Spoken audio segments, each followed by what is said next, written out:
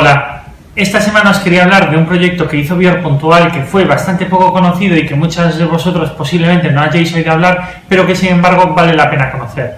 Algunos de vosotros, como hay mucho fan fanático de Björk por el mundo, pues posiblemente ya lo conozcáis. Pero bueno, no está de más tampoco repasar un poco el proyecto que ha sido, qué representó y un poco el origen de lo que fue.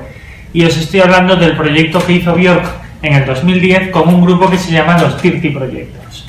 Para que os hagáis una idea, este proyecto tuvo lugar un poco en la pausa artística que tuvo Björk entre el 2007 con el Volta y el 2011 con el Biophilia. Fue una pausa de unos 4 años que poco se supo mucho de ella. Sí que es verdad que la gira del Volta, Björk la lleva a definir en varias ocasiones como la gira más larga y psicológicamente agotante que tuvo en toda su carrera y que la dejó bastante tocada psicológicamente. Y un poco le necesitaba tener una pausa de lo que había sido el éxito del Volta. Después de esa larguísima gira que se le prolongó prácticamente año y medio, ella decide un poco tomarse un respiro, relajarse, desconectar y dedicarse un poco a todos esos proyectos que tenía ella que no son musicales. Sus proyectos no musicales por los que Björk es más conocida es un poco por el trabajo que hace, por la defensa del medio ambiente, por la defensa de los animales, por la ecología y por todas estas cosas, pero también un poco por todas las colaboraciones que hace con las galerías de arte, con proyectos de videocreaciones y de artistas que no son necesariamente musicales. En esa época ella se estuvo moviendo mucho pues un poco por esas inclinaciones. Ya digamos que todo comienza cuando en el 2010 se junta en la Biblioteca Nacional de Nueva York con otros grupos para hacer una especie de concierto, sala, un poco canciones benéficas para Save the Ocean. Un proyecto en los que ella y varios artistas querían un poco fomentar la proliferación de zonas marinas protegidas, un poco una historia de estas, de salvar a las ballenas y estas cosas.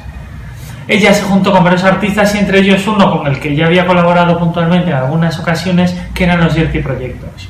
Para quien no lo conozca, los Dirty Projectors es un grupo que en los últimos 15 años han hecho un montón de discos como medio experimentales, medio alternativos, de un poco rollo siu que están bastante. La verdad es que como ya se conocían un poco puntualmente, cuando coincidieron en este proyecto para salvar el océano, pues cuajó todo bastante bien y decidieron hacer una canción conjunta para la gala esta que estaban haciendo. Y un poco lo que iba a ser una canción puntual para cantar en la Biblioteca Nacional de Nueva York acabó convirtiendo en algo un poco más profundo.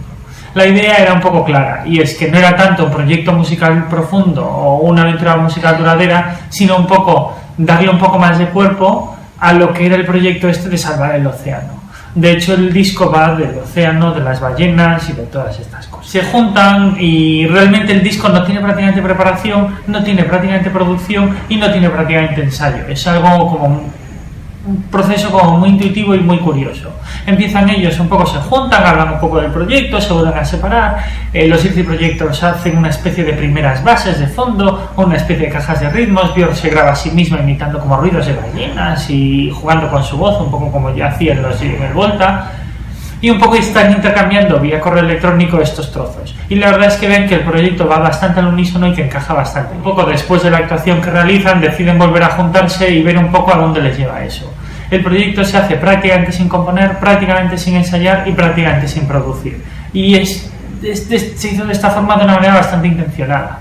Ellos se juntaron, ensayaron prácticamente solo durante 3 días, se juntaron en ningún estudio de grabación. Ya sabemos que Björk es muy de producir y de grabar en su casa, con lo cual no es muy amiga de los estudios de grabación, y el proceso de grabación fue bastante curioso. Se juntaron y grabaron en casetes un poco los primeros ensayos de las primeras piezas que tenían, que ni eran canciones terminadas ni eran canciones bien definidas, sino cajas de ritmos que sacaban los Dirty Projectors un poco con sonidos místicos, raros, imitando a ballenas que hacía Björk. Después de esos 3 días ensayando y grabándose en casetes a ver cómo queda, deciden grabarlo. Lo graban prácticamente de un tirón en un día y pico. En un día lo graban prácticamente todo y usan unas horas al día siguiente para producirlo y para darle unos pocos arreglos. El disco, como pasa un poco después del Volta con Björk, prácticamente no tiene producción, no tiene arreglos y es como todo muy puro y muy sencillo. Pasó bastante inadvertido, no tuvo mucha promoción porque al final se hizo de una manera completamente independiente, la hicieron por su cuenta y la idea era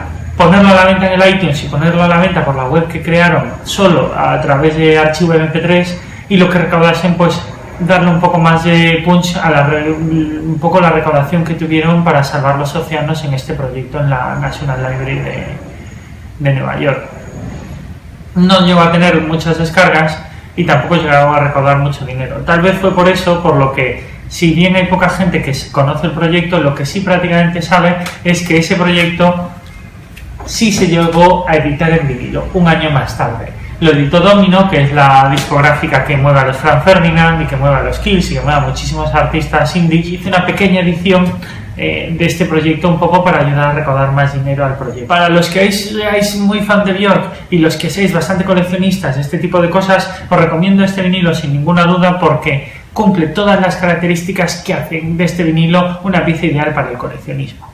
Primero, que mucha gente no conoce este proyecto de Björk, y segundo, que prácticamente nadie sabe que llegó a editarse en vinilo porque prácticamente durante el primer año de existencia se editó solo en formato digital. Porque además su portada es una plancha que está en 3 dimensiones.